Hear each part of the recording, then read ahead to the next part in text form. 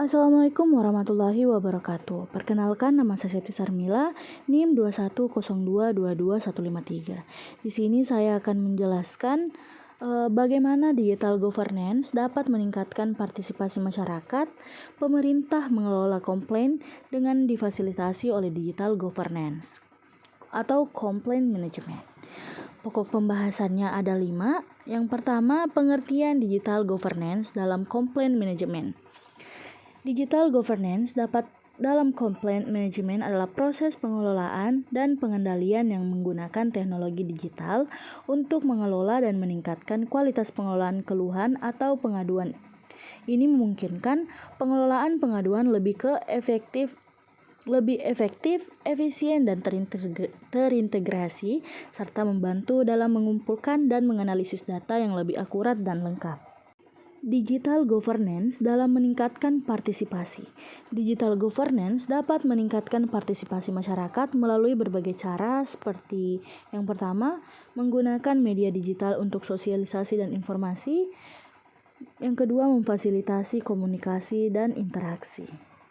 Dan yang ketiga, memfasilitasi pengembangan komunitas. Yang kedua, memfasilitasi pengembangan keterampilan dan pembelajaran, serta memfasilitasi pengelolaan data informasi. Digital governance dapat membantu pengelolaan pengaduan masyarakat dan mengintegrasikan. Digital governance dapat membantu pengelolaan pengaduan masyarakat dengan cara meningkatkan transparansi, meningkatkan efektivitas, meningkatkan partisipasi, meningkatkan kinerja, serta meningkatkan pengelolaan data. Adapun untuk mengintegrasikan sistem pengaduan masyarakat dengan sistem digital governance, ada beberapa langkah yang harus dilakukan, yaitu yang pertama, mengidentifikasi kebutuhan, yang kedua, mengatur tata kelola, dan yang ketiga, mengimplementasikan sistem informasi, dan yang keempat, mengoptimalkan sistem komunikasi serta mengoptimalkan sistem pendanaan. Platform digital memungkinkan partisipasi masyarakat dengan cara yang belum pernah terjadi sebelumnya. Platform digital memungkinkan partisipasi masyarakat dengan cara yang belum pernah terjadi sebelumnya. Inilah beberapa cara di mana platform digital mendorong partisipasi masyarakat. Yang pertama, aksesibilitas. Yang kedua, penggunaan yang mudah, keterlibatan aktif, kesempatan berbagi, serta pemberdayaan individu. Partisipasi masyarakat dalam proses pengambilan keputusan pemerintah penting karena itu memungkinkan untuk representasi yang lebih adil dan inklusif dari berbagai kepentingan dan pandangan dalam masyarakat. Ini juga dapat meningkatkan legitimasi keputusan pemerintah karena masyarakat merasa memiliki peran dalam pembuatan keputusan yang mempengaruhi kehidupan mereka. Penerapan tata kelola digital dalam partisipasi masyarakat dan pengaduan memiliki tantangan. Yang pertama, ketersediaan infrastruktur. Yang kedua, kapasitas sumber daya manusia.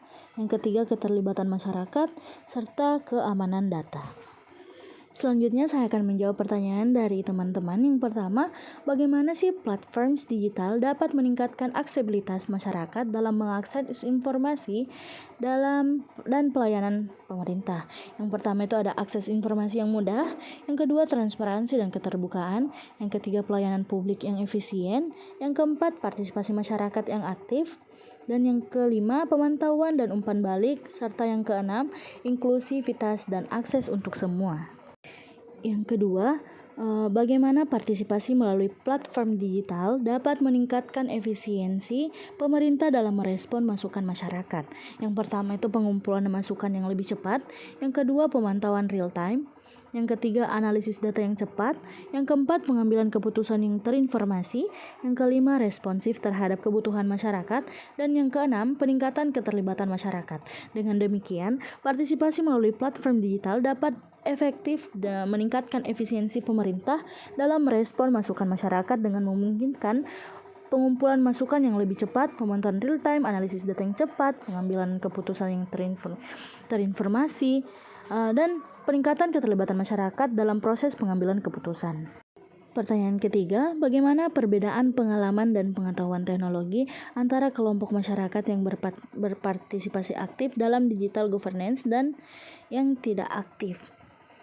Dan apa strategi yang dapat digunakan untuk meningkatkan kesadaran dan partisipasi masyarakat dalam proses pengambilan keputusan digital?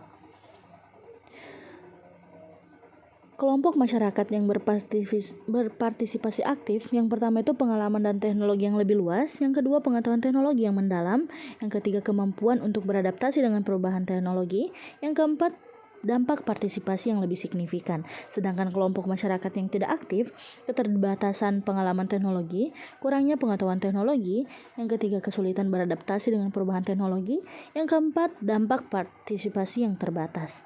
Dan apa sih strategi yang dapat digunakan untuk meningkatkan kesadaran dan partisipasi masyarakat dalam proses pengambilan keputusan digital? Untuk meningkatkan kesadaran tersebut, ada yang pertama itu edukasi dan pelatihan. Yang kedua kampanye informasi, yang ketiga pembuatan platform partisipasi yang ramah pengguna, yang keempat mendorong partisipasi aktif, dan yang kelima kolaborasi dengan komunitas lokal serta transparansi dan komunikasi yang terbuka dan pemanfaatan media sosial serta umpan balik dan responsif. Dan yang keempat, menurut Anda, apa keuntungan penerapan governance digital dalam penyelenggaraan pemerintah? Yang pertama, transparansi dan akuntabilitas. Governance digital meningkatkan transparansi dalam proses pengambilan keputusan dan penyelenggaraan pemerintah. Yang kedua, efisiensi dan produktivitas. Penerapan teknologi digital mempercepat proses administrasi dan pengambilan keputusan, meningkatkan efisiensi operasional pemerintah. Yang ketiga, peningkatan layanan publik. Yang keempat, partisipasi masyarakat yang lebih luas serta inovasi dan pengembangan berkelanjutan. Dan pertanyaan terakhir, apa saja tantangan utama yang dihadapi dalam implementasi governance digital dalam pembangunan berkelanjutan? Yang pertama itu kesenjangan teknologi, yang kedua keamanan data dan privasi, yang ketiga kesenjangan akses dan inklusi digital, keterbatasan sumber daya dan anggaran, perubahan budaya dan kebijakan, kurangnya keterampilan dan kapasitas, ketidakpastian regulasi dan kebijakan, serta resistansi terhadap perubahan. Dengan mengidentifikasi dan mengatasi tantangan-tantangan ini, implementasi governance digital dapat membangun berkelanjutan, dapat menjadi lebih efektif dan berdampak positif bagi masyarakat dan lingkungan. Nah, setelah menjawab pertanyaan dari beberapa teman-teman yang telah memberikan pertanyaan, adapun kesimpulan yang bisa saya ambil yaitu digital governance meningkatkan partisipasi masyarakat melalui media digital, komunikasi, pengembangan komunitas, dan pengelolaan data. Platform digital memungkinkan partisipasi yang lebih aktif dan inklusif. Digital governance juga meningkatkan transparansi, efektivitas, dan kinerja pengelolaan pengaduan masyarakat. Namun, penerapan digital governance memiliki tantangan seperti infrastruktur, sumber daya manusia, dan keamanan data. Sekian dari saya. Wabillahi taufiq wal hidayah. Wassalamualaikum warahmatullahi wabarakatuh.